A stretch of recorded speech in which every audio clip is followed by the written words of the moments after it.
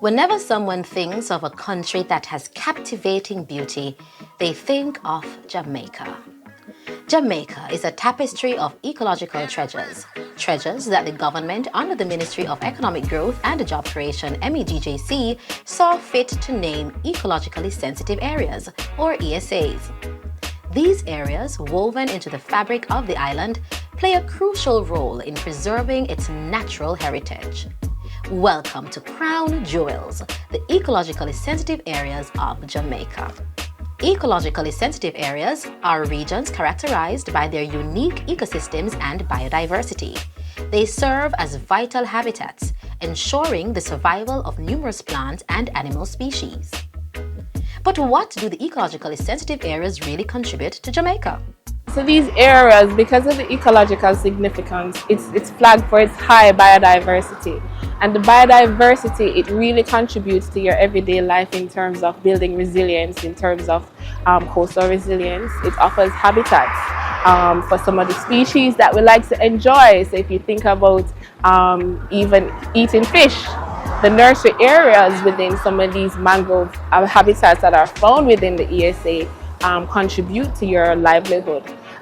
They also offer ecosystem services, resilience against extreme weather events, resilience against coastal erosion, as well as acting as barrier against high wave energy. And how were they chosen?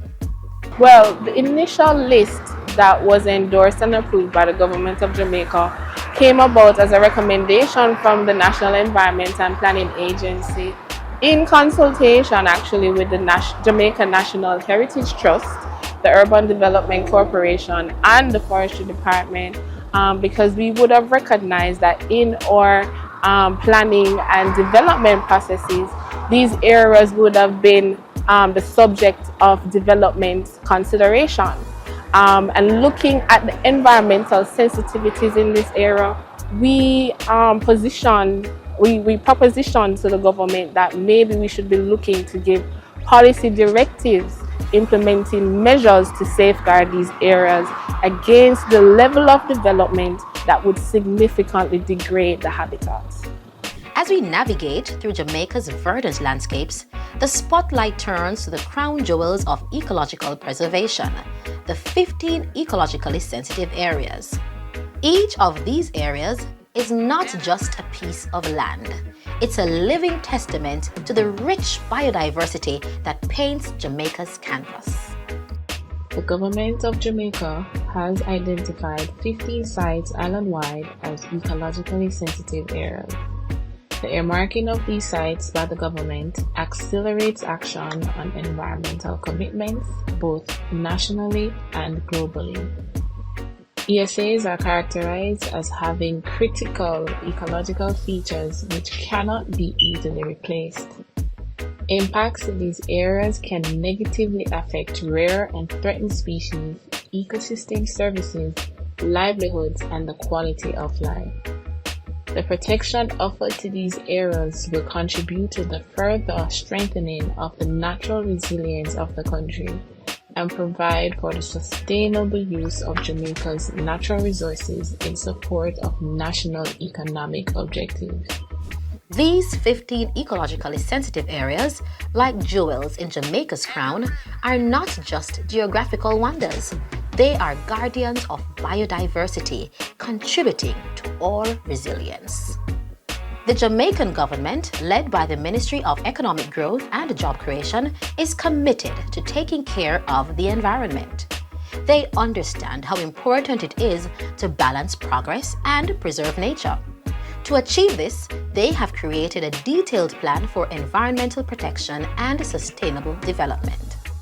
The policies forged by the Ministry of Economic Growth and Job Creation are a testament to Jamaica's commitment to harmonizing economic advancement with ecological preservation.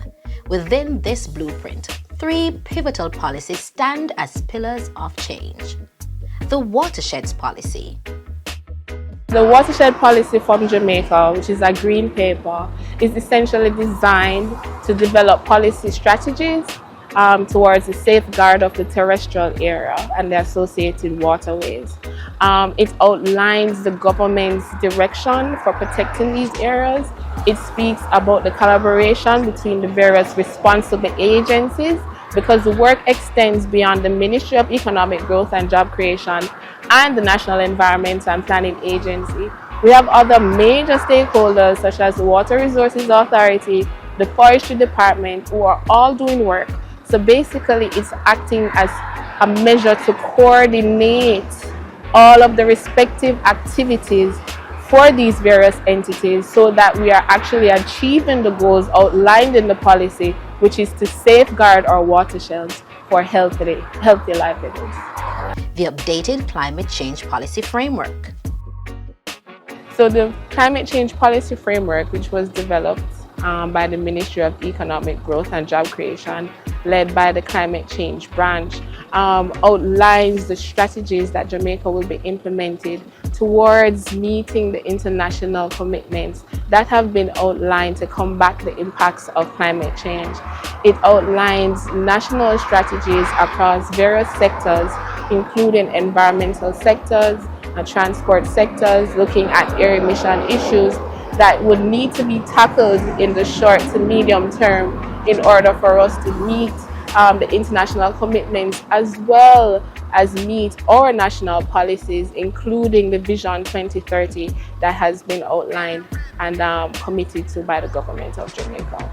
And the groundbreaking emissions policy framework. The emissions policy framework is a national policy that was developed to ensure that we have a more coordinated and structured approach to reducing emissions from harmful substances in Jamaica and to address air pollution from sources that are directly caused by us humans. In the heart of this ecological symphony, Jamaica is orchestrating a bold movement. A countdown, not just to a date, but to a future where the harmony between humanity and nature resounds louder than ever before, aiming for a remarkable milestone. In the financial year 2023-24, government commenced the preparation of a new protected areas policy for Jamaica, which will replace the 1997 policy. Thereafter, the government will pursue the promulgation of long overdue omnibus protected areas legislation that will govern over 350 declared protected areas in the country, including fish sanctuaries, national and marine parks, and cultural and heritage sites. Mr. President, in strengthening the legislative framework governing protected areas, the government promulgated new protected areas regulations under the Natural Resources Conservation Authority Act in 2023-2024. Mr. President, I am proud to hold these gazetted regulations up this morning as they have just come from the printed office. Mr. President. As we witness the symbolic tree taking root, it symbolizes the government's commitment to nurturing prosperity across generations. A flourishing ecosystem becomes the cornerstone of a prosperous nation. The story doesn't end here. It's an ongoing journey of cultivation and care. Jamaica is fostering a sustainable legacy where every ecological sensitive area and policy is a seed contributing to a sustainable future.